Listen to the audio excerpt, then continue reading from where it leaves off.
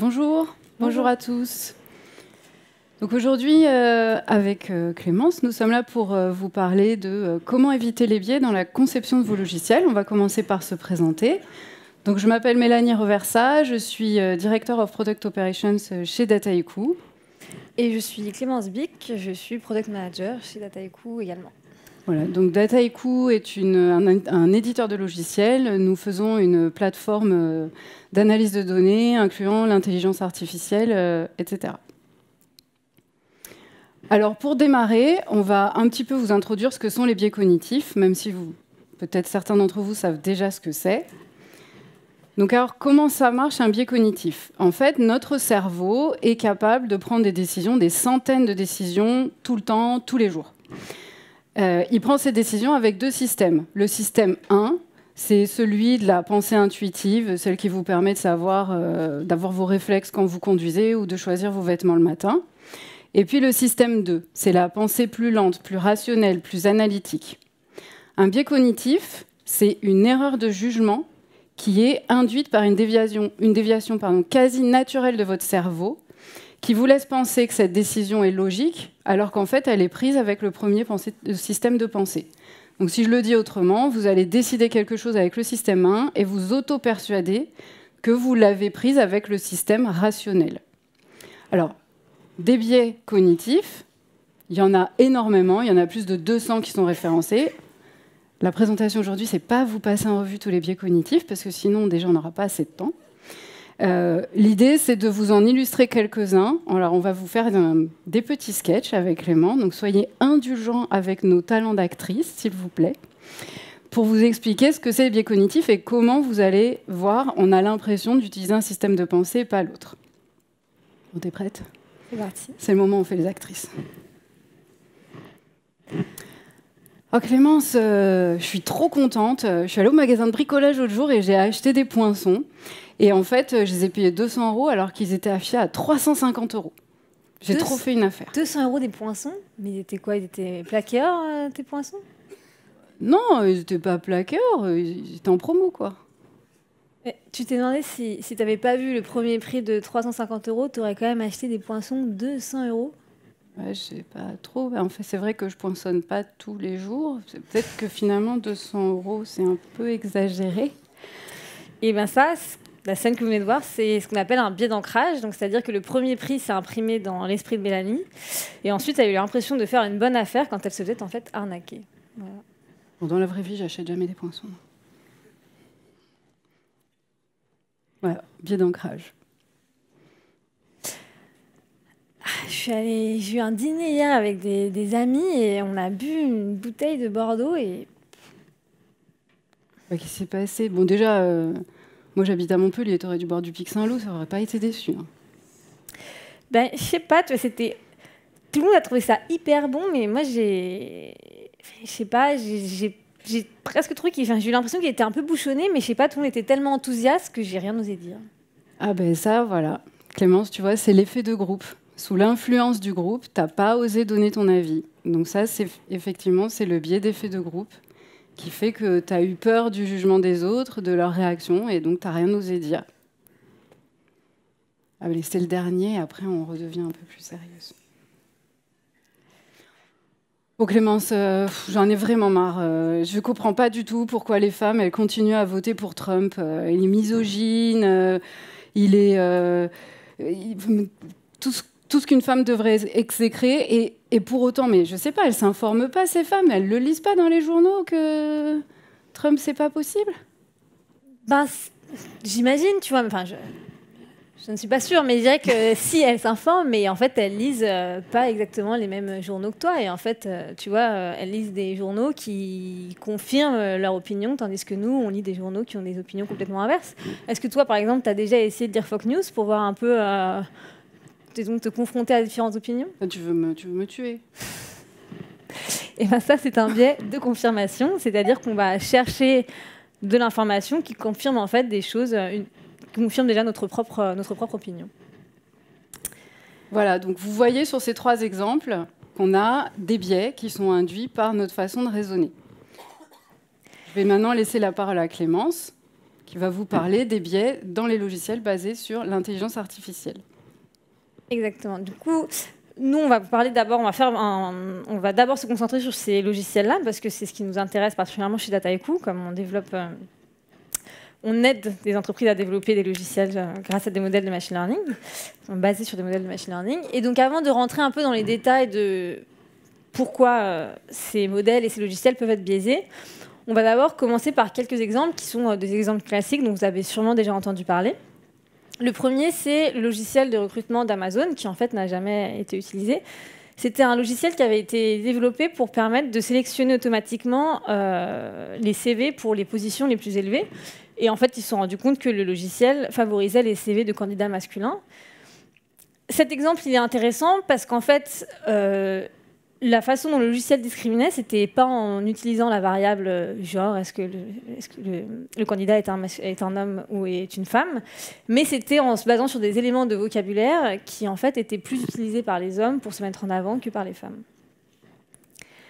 Le deuxième exemple, c'est le logiciel Compass, développé aux États-Unis. Donc, c'est un logiciel qui permet de déterminer le risque de récidive d'un individu après un délit. Et ce logiciel, il a été utilisé de façon effective dans les cours d'assises, dans les cours de juridiction, par les juges comme outil d'aide à la décision dans le choix de la peine. Et encore une fois, une entreprise qui s'appelle ProPublica a montré que le logiciel était biaisé et que les personnes de couleur avaient plus de chances de se voir attribuer un risque de récidive élevé à tort que les personnes, disons, de type caucasien. Cet exemple-là, lui, il est intéressant pour d'autres raisons. C'est parce qu'en fait, l'entreprise qui a développé le logiciel, l'entreprise Northpoint, s'est défendue en disant « Mais non, nous, on a mesuré la performance de notre logiciel sur les deux sous-populations en se basant sur une métrique qui s'appelle l'AUC, et l'AUC était quasi similaire. » Et là, on en reparlera par la suite, mais là, le problème, c'était qu'en fait, c'était une métrique qui n'était pas pertinente vu les données utilisées. Donc maintenant, si on essaye de comprendre ce qui fait qu'on peut en arriver à développer des modèles qui sont biaisés comme ça et ensuite à être utilisés, il faut qu'on s'intéresse à en fait, comment fonctionne le développement d'un modèle de machine learning. Dans le développement, il y a beaucoup d'étapes. La première partie, ça va être en fait déjà la compréhension, des enjeux business, de ce qu'on cherche à modéliser. Puis on va collecter les données. En fonction de ça, on va préparer nos données, on va modéliser, faire des premières modélisations, évaluer nos modèles pour sélectionner celui qui nous paraît être le meilleur, puis déployer le modèle et ensuite continuer à le monitorer une fois que le modèle est poussé en production et appliqué à des données, disons, de vie réelle. Alors, la première porte d'entrée des biais, celle dont on est tous plus ou moins conscients, c'est évidemment les données. Mais en fait, à toutes ces étapes de développement, on va faire un certain nombre de choix. Et en fait, ces choix aussi peuvent induire des biais. Et donc, on ne peut pas, en tout cas, disons, seulement blâmer les données d'entrée pour les biais dans ces logiciels. Maintenant, si on va encore plus en détail sur comment fonctionne exactement un modèle de machine learning, enfin, c'est quoi en fait d'entraîner un modèle de machine learning? Finalement, c'est assez simple. Vous verrez, il n'y a pas de magie. Il y a d'un côté ce qu'on connaît, donc les données d'entrée et la variable cible. Donc, par exemple, si on prend un exemple, vous travaillez pour un opérateur de téléphonie mobile et vous cherchez à modéliser le désabonnement. Il y aura ce que vous connaissez, c'est l'historique, toutes les données sur vos clients. Et la variable cible que vous cherchez à modéliser est est-ce que mes clients se sont désabonnés ou non. Et ensuite, il y a ce qu'on cherche à connaître, à apprendre. C'est cette fonction qui va permettre de représenter le lien entre les données d'entrée et la variable cible. Donc c'est en fait une fonction mathématique qui est plus ou moins compliquée en fonction de l'algorithme que vous choisissez. Et ce que vous allez faire, c'est essayer d'optimiser les paramètres de cette fonction pour qu'elle représente au mieux la relation entre la variable cible, entre les données d'entrée et la variable cible. Donc comme vous voyez, pas de magie, c'est que des maths. Ensuite, pourquoi maintenant cette formule et cet algorithme peut être biaisé? Le premier élément, évidemment, encore une fois, sans surprise, c'est les données. Pourquoi? Parce que tout l'apprentissage repose sur les données d'entrée et le fait d'être capable de généraliser une connaissance observée dans les données, une relation observée dans les données. Donc si vos données sont biaisées, a priori, le modèle va tendre à reproduire ces biais. Maintenant, ces données, elles peuvent être biaisées de plein de façons différentes. Donc là, j'ai listé quelques exemples de biais, mais en fait, la liste pourrait être beaucoup plus longue. Je peux en expliquer quelques-uns rapidement. Par exemple, le sample bias, c'est peut-être le biais le plus commun. C'est quand la population sur laquelle vous collectez vos données n'est pas représentative de la population sur laquelle vous allez ensuite appliquer votre algorithme. L'exclusion bias, c'est quand vous mettez de côté un certain nombre de variables après la collecte de vos données, parce que vous dites en fait elles ne sont pas importantes, alors que finalement si, elles ont un pouvoir prédictif très important. Measurement bias, c'est quand la façon dont vous collectez vos données en vue de l'entraînement de votre modèle est différente de la façon dont vous collectez vos données pour appliquer votre modèle. Donc par exemple, vous faites de l'image recognition, vous allez entraîner vos données sur des flux vidéo qui viennent du caméra avec un certain angle, et ensuite vous allez appliquer votre modèle sur des données qui viennent de caméras avec des angles complètement différents. Et enfin, les deux derniers, les recall bias, observer bias, c'est des biais dans les données qui sont plus liés à la façon, à la personne et au propre biais et à la subjectivité des personnes qui vont labelliser les données. Maintenant, ça, on a vu pour les données, en effet, que c'est souvent la première porte d'entrée, disons, des biais dans un modèle, mais ce n'est pas la seule raison. En fait, quand on va développer un modèle de machine learning, au moment de choisir cette fonction et de faire l'entraînement de cette fonction dont on va parler, qui est votre modèle, vous allez faire un certain nombre de choix. Et ces choix-là aussi peuvent induire des biais dans vos modèles. Alors encore une fois, je n'ai pas listé toutes les différentes étapes de l'entraînement qui peuvent générer des biais, mais j'en ai sous-sélectionné 3 qui me paraissent être des moments assez importants dans la préparation de votre modèle et qui sont propices à avoir des biais. Le premier, c'est le sampling, c'est-à-dire quand vous allez entraîner votre modèle, vous allez séparer votre jeu de données initial en différents sous-jeux de données, le jeu de données d'entraînement, de test et de validation.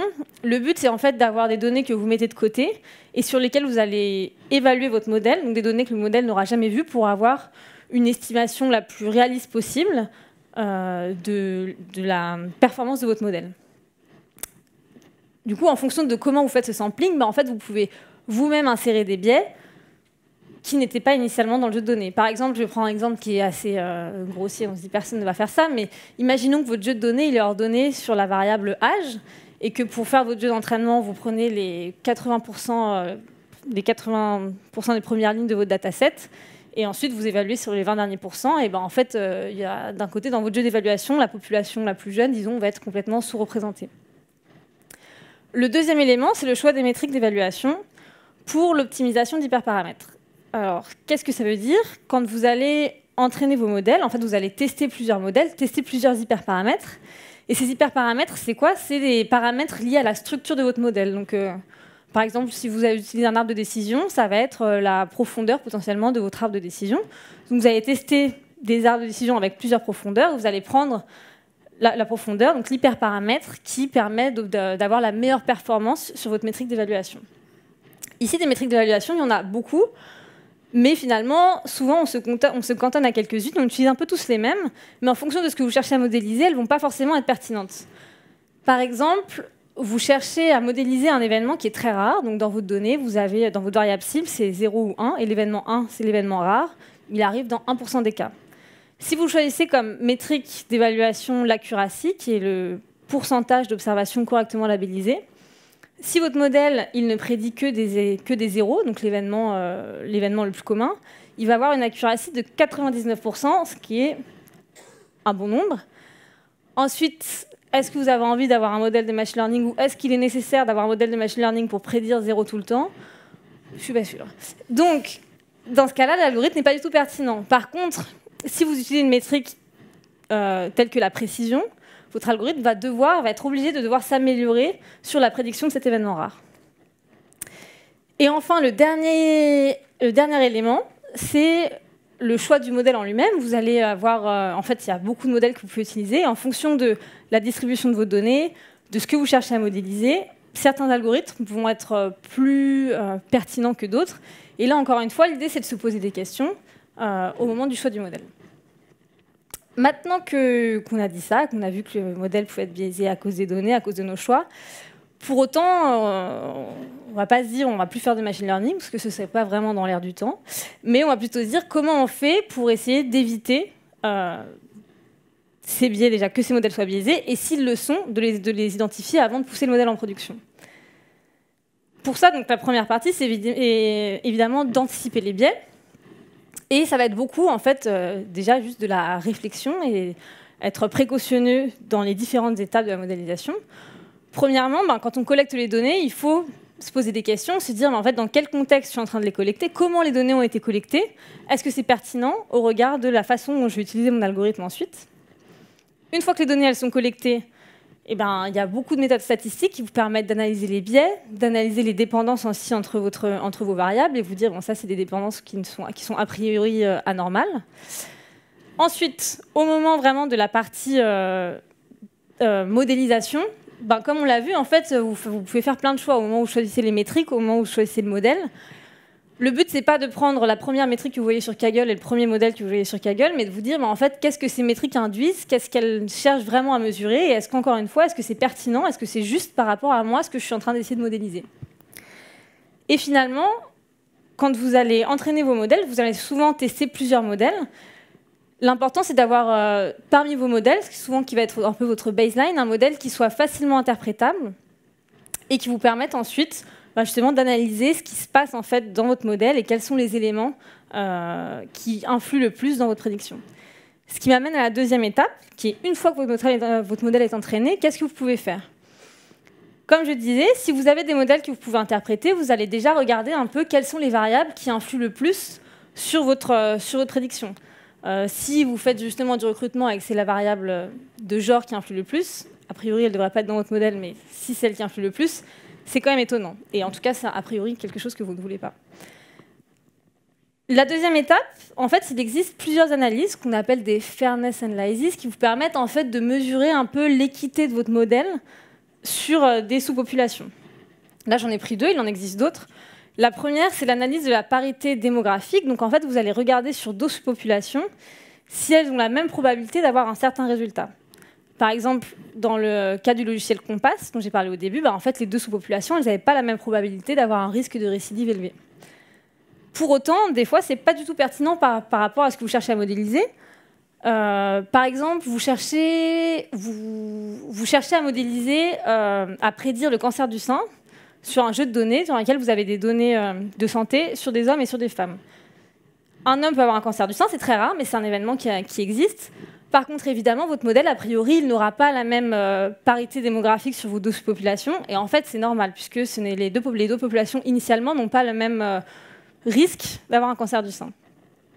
Le deuxième type d'analyse, c'est l'analyse de l'égalité des opportunités sur une sous-population.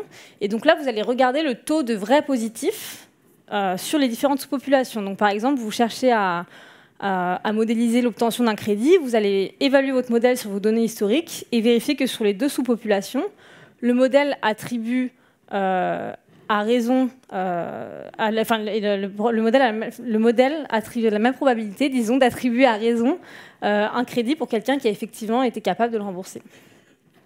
Et ensuite, une fois que votre modèle, vous l'avez validé, vous vous êtes dit c'est bon, il n'y a a priori pas de biais, en tout cas pas de biais détecté, et que vous le poussez en production, encore une fois, là, c'est important de continuer à surveiller ce qui se passe parce que dans la vie réelle, les choses peuvent bouger, les comportements des gens peuvent évoluer, la population sur laquelle vous appliquez votre modèle peut aussi évoluer, et tout ça, c'est important de continuer à le monitorer pour pouvoir identifier des biais qui surviendraient a posteriori. Et donc, pour conclure sur cette partie-là, sur la partie plutôt machine learning, si on revient au cas initial dont je vous avais parlé, l'exemple sur le logiciel Compass, comment on aurait pu éviter que ce logiciel soit vraiment réellement utilisé par des juges aux États-Unis? Premièrement, l'analyse de données, parce qu'il y a a priori un risque important que en fait, les données, de par l'histoire qu'on connaît, que les juges aient attribué historiquement aient été plus sévères, disons, avec les personnes de couleur historiquement, et que ça se reflète dans les données qui ont été utilisées pour l'entraînement. Ensuite, le choix des métriques d'optimisation.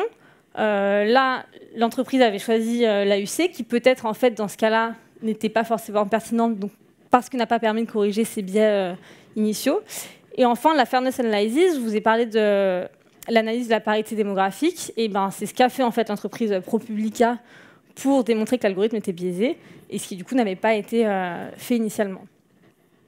Maintenant, une fois qu'on a vu ces éléments-là, je dirais le point central, c'est qu'en fait, il n'y a pas une bonne ou une mauvaise méthode qui marche à chaque fois.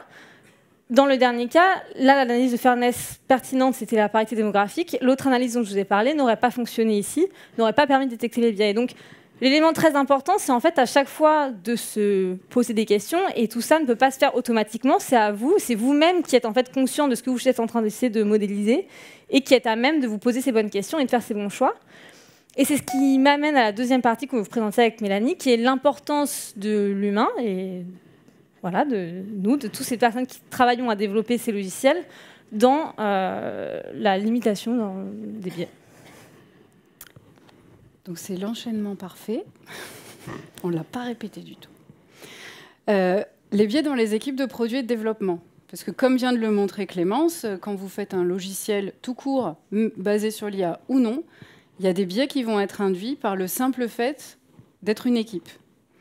Alors, je vais prendre quelques exemples. Je vais vous parler d'agilité, d'innovation, et en parallèle de biais d'ancrage et d'effet de groupe.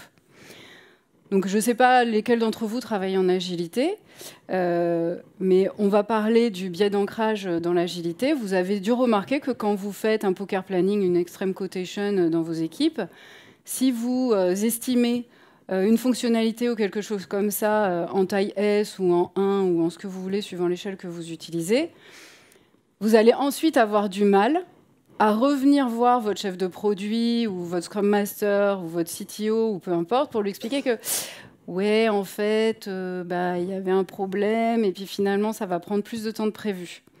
Vous avez du mal à comprendre pourquoi il n'entend pas vos arguments rationnels parce que vos arguments sont rationnels. En fait, c'est un biais d'ancrage. C'est l'inverse finalement du biais d'ancrage de la promotion de tout à l'heure. C'est que sont ancrés dans les esprits du chef de produit, du Scrum Master ou peu importe, le fait que c'était une fonctionnalité pas très grosse, et là vous êtes en train, avec des vrais arguments valides et raisonnés, de lui dire que c'est plus gros. C'est un biais d'ancrage. Toujours si on reste en agilité, il y a aussi des manières, avec l'agilité, de contrer l'effet de groupe. Si je reste dans l'extreme quotation ou le poker planning, la méthodologie agile veut que tout le monde donne ses points ou lève sa carte ou je ne sais pas quoi, comment vous faites, en même temps. Pourquoi ? C'est pour éviter l'effet de groupe, alors celui-là ou l'effet dit de l'expert, qui va dire non, ça prend tant de temps, et puis les autres ne vont pas oser parler. Donc ça, c'est un moyen très efficace de contrer une forme de biais, parce que si tout le monde dit que c'est M, et puis qu'il y en a un ou une qui pense que c'est XL, avec l'effet de groupe, la personne va avoir tendance à se dire « bon, mes arguments sont peut-être pas valides, je ne vais pas les donner ». Alors que là, vu que tout le monde dit en même temps, la méthodologie veut qu'on demande à la personne qui a dit XL d'expliquer pourquoi, on cherche le meilleur compromis, donc en intelligence collective, et peut-être le meilleur compromis, c'est elle, parce que les arguments étaient valides d'un côté, les arguments étaient valides de l'autre. Ensuite, autre problématique impactant impactée par les biais, toujours sur l'effet de groupe. Là, j'ai parlé des cotations, mais ça a un effet sur l'innovation aussi. Donc, parfois, arrive dans une équipe une personne avec une idée assez innovante, mais avec l'effet de groupe, ça se fait un petit peu écraser. Alors, pour lutter contre ça, il y a des entreprises, Michelin, Air France, SNCF, d'autres, Safran, il y en a plein qui le font, qui ont mis en place ce qu'ils appellent l'innovation participative, où on met des boîtes en disant « mettez des idées, on ne sait pas qui les ont mises, il n'y a pas d'effet de groupe, chacun peut mettre son idée ». Pour vous donner une estimation de combien ça peut rapporter, cette initiative, par exemple, a été mise en place chez Michelin en 2016. À l'époque, il y avait environ 60 000 employés. Il y a quand même 25 000 employés, c'est-à-dire 40% des employés qui ont proposé des idées. Il y a eu, pareil, environ 59 000 idées qui ont été émises, donc 44% ont été réalisées, et ça a permis de réaliser des revenus autour de 20 millions d'euros. Donc c'est pour vous quantifier le problème du biais d'effet de groupe si jamais il apparaît. Autre exemple, je vais vous parler de tests. Je vais rentrer un peu plus là dans les équipes de développement, de tests, de définition des fonctionnalités. Et je vais vous parler du biais de confirmation, celui de Donald Trump de tout à l'heure, et du biais de cadrage dont je n'ai pas encore parlé. Alors, dans les tests, il y a les biais et les tests, il n'y a pas beaucoup de littérature qui existe. On avait pas mal cherché avec Clémence. Néanmoins, au moment où on fait les tests, donc dans le processus de développement, il y a pas mal de biais qui rentrent en compte. Il y a le biais de négativité, celui qui fait qu'on est super pessimiste. « Oh là là, cette feature, elle est super compliquée, ça va prendre 100 ans, etc. » qui fait qu'on a tendance à reculer la date de livraison. Il va y avoir ce qu'on appelle le biais d'autocomplaisance. Alors celui-là, il est rigolo. Le biais d'autocomplaisance, c'est oh, il y a eu des problèmes. Ah ben, on n'a vraiment pas eu de chance. Il y a un élément extérieur qui est venu perturber le développement. C'est pas de notre faute. Par contre, quand tout s'est bien passé, ouais, on est champion, on est trop fort. Voilà. Et ça, c'est un biais dont il faut se méfier. Et puis, celui dont je parlais, il y a le biais de confirmation. Alors, le biais de confirmation, il prend des formes un petit peu bizarres au niveau des tests. C'est que suivant qui a fait le développement, on ne va pas tester pareil. Oh, c'est machin qui a fait le développement, il est trop fort. J'ai presque pas besoin de tester sa fonctionnalité, ça va passer comme du beurre. À l'inverse, oh, c'est Bidule qui a fait le dev. Fou, la dernière fois, c'était tout buggé. Et là, vous allez chercher la petite bête. Le testeur, il va être là et là, juste pour se confirmer que ce développeur, franchement, il fait des bugs. Le moyen de lutter contre ça, c'est de s'assurer que les cas de test sont relus par plusieurs personnes. Parce que comme ça, le biais qui peut être induit va être minimisé. Et alors, sur le biais de confirmation, le pire, c'est au moment où vous êtes chef de produit et que vous faites des interviews utilisateurs pour confirmer l'utilisation d'une fonctionnalité ou un écran quand vous êtes designer, etc. etc. Bon, alors là, moi, je peux vous dire que ça m'est arrivé plein de fois. Je suis chef de produit depuis assez longtemps. Vous allez interviewer 10 utilisateurs. Il y en a 3 qui vont vous dire « c'est formidable, c'est magnifique, j'adore ce que vous faites ». Il y en a 7 qui vont vous dire « oui, alors si tu pouvais mettre le bouton un peu plus comme ci, ou la fonctionnalité pouvait ajouter ça ». On va tout de suite retenir les 3. Et puis les 7, on va se dire « ouais, ils n'ont rien compris quand même ». Voilà. Mais en vrai, ce qu'il faut faire, c'est utiliser son système de pensée 2. Donc là, c'est typiquement du biais de confirmation plein. Il faut vraiment utiliser son système de pensée 2 en se disant s'il y en a quand même 7 qui m'ont dit que c'était pas terrible, il faut que je creuse la question. Et c'est un exercice à faire. Il y a des gens qui souffrent plus ou moins du biais de confirmation. Là, vous sentez que c'est un problème pour moi. Le dernier qui est un problème pour moi aussi, et qui va me permettre d'enchaîner avec la suite de la présentation, c'est le biais de cadrage. Alors, le biais de cadrage, c'est quoi? Le biais de cadrage, c'est quand devant un problème complexe, vous faites des boîtes. Vous dites, oh là là, il y a plein de solutions possibles, mais bon, moi j'ai dit c'est solution A ou solution B et peut-être un peu solution C. Le problème de faire ça, c'est que vous soyez testeur ou que vous soyez chef de produit, quand vous êtes testeur, si vous avez un biais de cadrage fort, vous allez omettre de tester les choses qui sont à la frontière ou les use cases qui arrivent presque jamais. Donc vous allez oublier quelques erreurs, et puis c'est évidemment celles-là qui vont remonter quand ça va passer en production. Et quand vous êtes chef de produit, c'est que quand vous allez définir une fonctionnalité, vous allez vous dire non, mais de toute façon, ce use case, c'est A ou B, et puis ça arrive presque jamais. Donc le moyen de lutter contre ça, c'est de se trouver en face de personnes qui ont un biais de cadrage faible. Alors, en tout cas, c'est le moyen que moi, dans ma carrière personnelle, j'ai trouvé pour lutter contre ça. Mon manager actuel, un de mes managers précédents, c'est des gens qui avaient un biais de cadrage très faible, c'est-à-dire qui pensaient tout le temps les millions de possibilités, les 8500 possibilités. Et moi, j'étais collée sur non, il n'y en a que 2 ou 3. En vrai, on trouve le meilleur compromis, parce que j'ai raison, mais ils ont raison. C'est-à-dire qu'il y a des use cases principaux et il y a des use cases un peu moins principaux qu'il faut aussi prendre en compte et voir comment on va gérer. Et donc, ça m'amène à la suite de cette présentation, qui est que le meilleur moyen, dans une équipe de produits, de développement, ou dans une équipe tout court, que vous soyez UX, RH, peu importe, c'est la diversité. Voilà. Alors, la diversité, ça veut tout dire. C'est la diversité de genre, c'est la diversité d'âge, d'origine géographique, d'orientation sexuelle. Il y en a plein, mais c'est ça qui va faire que vous allez pouvoir vous ouvrir, vous allez pouvoir discuter, vous allez pouvoir échanger des points de vue et faire en sorte que les biais soient gommés, parce qu'on n'a pas tous les mêmes biais. Alors, je prends un exemple très basique. Clémence et moi, on n'a pas le même âge. Oui, je sais, ça ne doit pas trop. Je disais ça pour elle. Hein. Mais on n'a pas le même âge. Quand on a préparé cette conférence, effectivement, on n'avait pas les mêmes points de vue sur tout. Et c'était hyper intéressant. Ça nous a permis, en tout cas, nous, dans notre collaboration, de trouver ce bon équilibre. Donc là, vous allez me dire, oui, c'est bien gentil, c'est bateau, etc. Comment on fait pour recruter des équipes diversifiées? Bah, moi, je ne vais pas vous mentir, ce n'est pas un truc facile. Il n'y a qu'à regarder la salle là. Je pense qu'on est une minorité. Je vais prendre une diversité de base qui est la diversité de genre. On est une minorité de la gente féminine. Bon, c'est comme ça. Au moins, on est 2 sur scène, c'est déjà bien.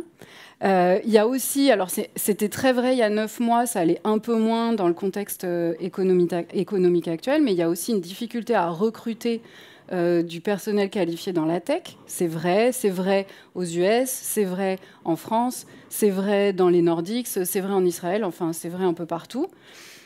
Juste pour vous donner un ordre d'idée, il y a environ 27% ou 28%, peut-être un peu moins de 30% de femmes ingénieures en France. Et dans ce 30% de femmes ingénieures, les 3/4 sont dans la chimie ou dans l'agroalimentaire. Ça vous donne une idée de ce qui reste à recruter. Ça, c'est hommes-femmes. Après, c'est pareil si vous prenez les origines géographiques, si vous prenez, etc., etc. Alors, il y a néanmoins des trucs pour recruter de manière plus diversifiée. La première, quand vous faites un recrutement, c'est qu'est-ce que vous mettez dans votre annonce pour recruter quelqu'un. Alors, il faut que vous sachiez, toujours sur le genre, que 92% des offres d'emploi dans ce qui s'appelle Science, Engineering and Technology sont écrites avec des biais de genre masculin. Alors, je vais vous demander un tout petit exercice. On va lire ensemble la phrase, qui est en français. « À la recherche d'un enseignant engagé avec des compétences pédagogiques et interpersonnelles exceptionnelles pour travailler dans un environnement de travail collaboratif et solidaire. » Qui, vous levez juste la main, c'est facile comme exercice, qui pense qu'on essaie de recruter un homme? Qui pense qu'on essaie de recruter une femme? Alors là, vous êtes très rigolo, vous n'êtes pas biaisé. Moi, j'ai toujours pensé qu'on essaie de recruter une femme à cause de ces 2 mots, à cause de engagé et solidaire.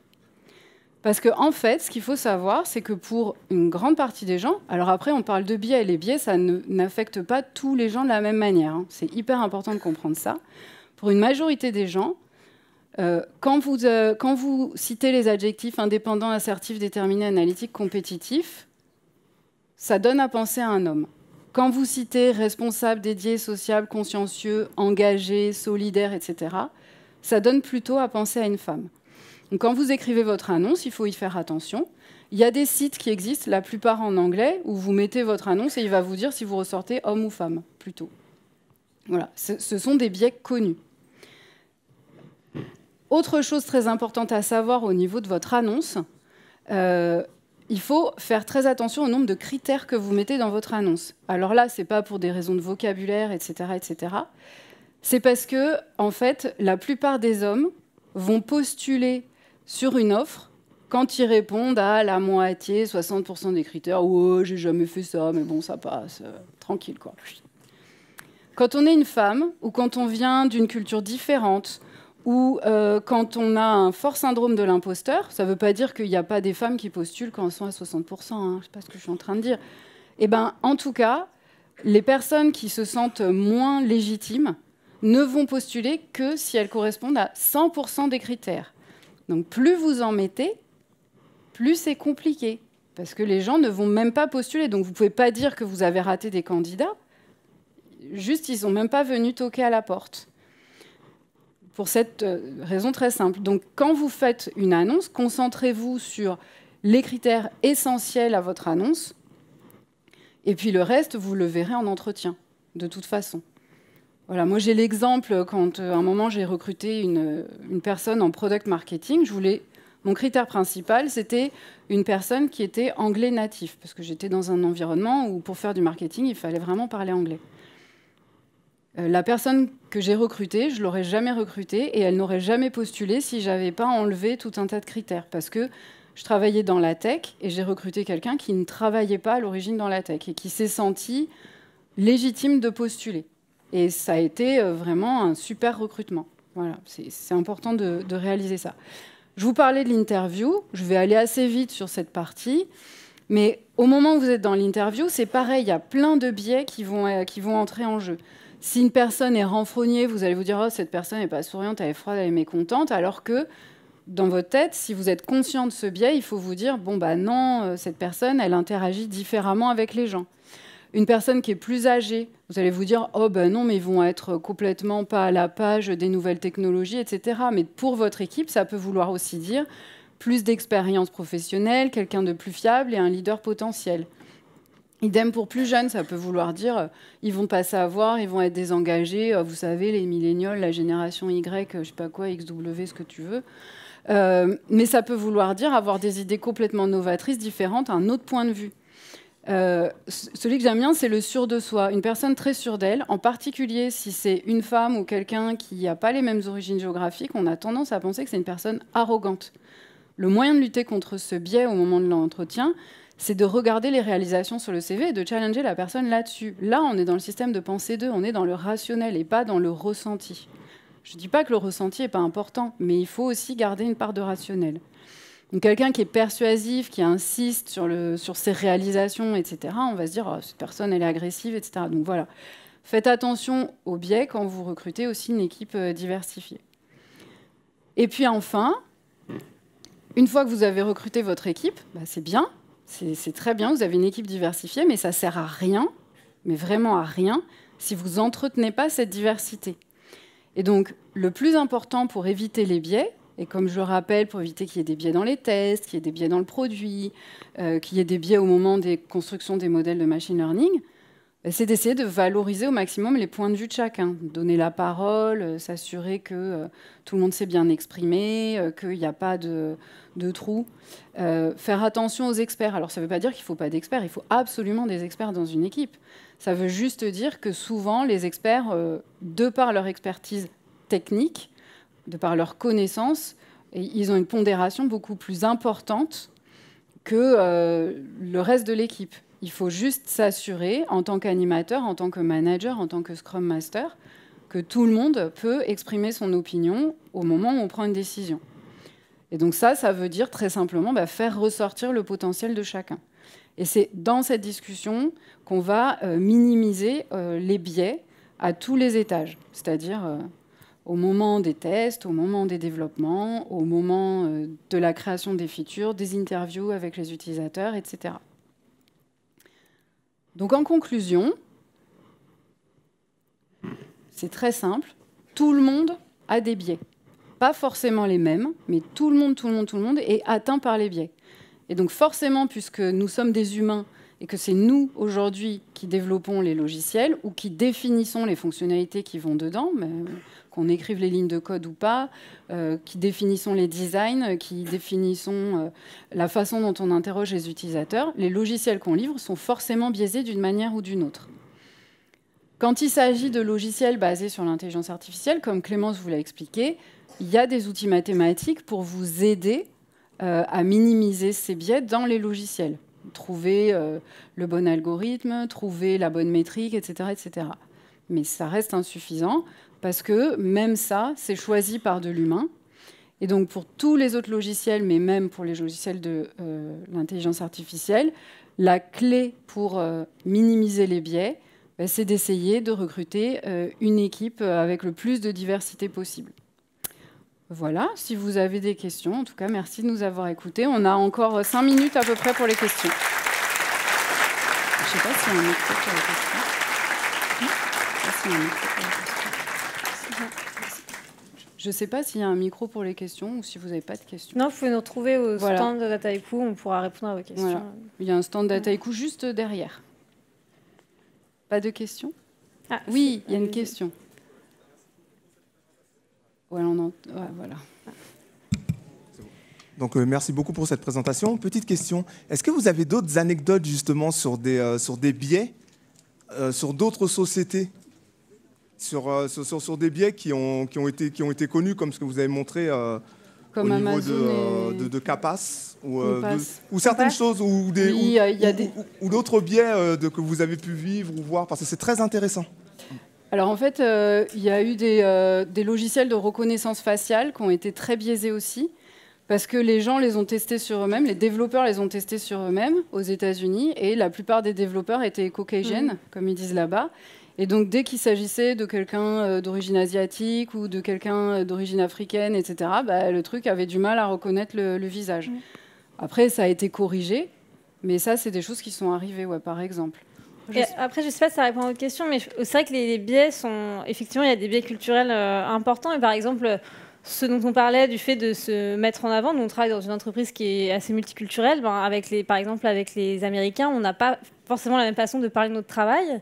Et ça, c'est important d'en tenir compte aussi. Je pense que peut-être que dans la culture américaine, ils parlent plus facilement de leur travail. Et j'ai l'impression que nous, Français, parfois, on est un peu réservés et plus frileux à mettre en avant ce qu'on a fait. Et il n'y a aucune des façons de faire qui prévaut sur l'autre, mais disons que c'est important de garder ça en tête plutôt que de porter un jugement, par exemple, sur la façon dont on peut chacun se présenter, parler de ce qu'on a fait, etc. Oui, il y a le micro, voilà. Oui, merci beaucoup pour la présentation. Et, je voulais savoir si pour une façon pour éviter les biais, notamment vous avez parlé de l'angle de la caméra, des choses comme ça, est-ce qu'il y a le fait d'augmenter le dataset en produisant de la donnée, en fait, peut-être en utilisant un moteur 3D, par exemple, justement, pour essayer de changer l'angle de la caméra, pour éviter en fait, d'avoir ce biais. Est-ce que c'est des choses qui sont déjà utilisées ou c'est encore en balbutiement? Alors, je ne saurais pas exactement dire toutes les méthodes qui sont utilisées. J'imagine que oui, en tout cas, ce qu'on appelle la data augmentation, c'est utilisé effectivement pour essayer de minimiser ces biais. En fait, plus on fait croître notre jeu de données avec des perspectives différentes, qu'elles soient construites de façon artificielle ou que ce soit effectivement des données qu'on a collectées, tout ça, je pense que ça ne peut que aider à la réduction de biais in fine. Ouais. Micro là-bas. Sinon, on n'entend pas. Bonjour. Bonjour. Vous avez parlé du biais de confirmation. Alors aujourd'hui, je pense que c'est un biais qui vous tient à cœur et c'est un biais qui aujourd'hui est vachement omniprésent, notamment via les réseaux sociaux. On a tendance à voir ce qui confirme nos opinions et pas forcément ce qui est réellement la vie globale. Quand on travaille avec des entreprises privées, c'est pas un biais qui est tout à fait important parce qu'au final, une boîte va choisir une entreprise qui va lui générer des modèles qui vont l'aider dans son marché à elle. Mais quand on bosse avec des entreprises publiques, enfin des gouvernements plutôt, est-ce qu'il y a à votre connaissance des process qui permettent peut-être d'éviter que des biais plutôt idéologiques, donc des biais qui ne sont pas basés sur un problème de système 1 ou système 2, mais plus quelque chose qui a été construit au fil du temps? On sait qu'aujourd'hui la diversité c'est quelque chose qui est important pour vous, mais est-ce que c'est le cas? C'est peut-être pas le cas pour d'autres entreprises. Et comment des États peuvent choisir de travailler avec des boîtes qui vont être peut-être plus diverses ou éviter d'avoir des boîtes qui sont justement dans ce genre de biais, qui sont plus axées à droite ou à gauche et éviter ce genre de problème? Après, c'est une question délicate. C'est vrai que les orientations politiques des entreprises privées en général sont assez privées.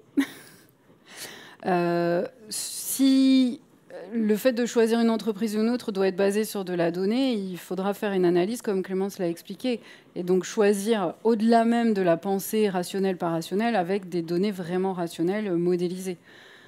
C'est pas une question évidente. Il y a des choses qui sont affichées, d'autres qui le sont moins.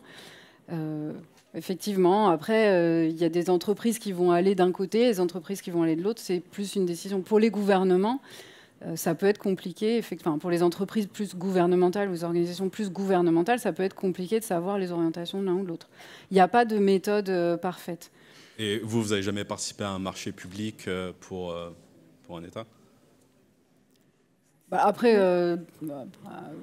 on a des clients qui sont des entreprises publiques, mais je ne suis pas sûre de comprendre la question, en fait. Non, ma question, c'est plus, aujourd'hui, est-ce que, par exemple, l'État français fait en sorte de mettre en concurrence plusieurs entreprises? Mais ça, c'est la loi. Ça, je pense que je dirais que c'est le principe des appels d'offres. Oui, pour moi, c'est le fait de pouvoir mettre en concurrence des entreprises tout en les ayant anonymisées pour ne pas justement être biaisé par...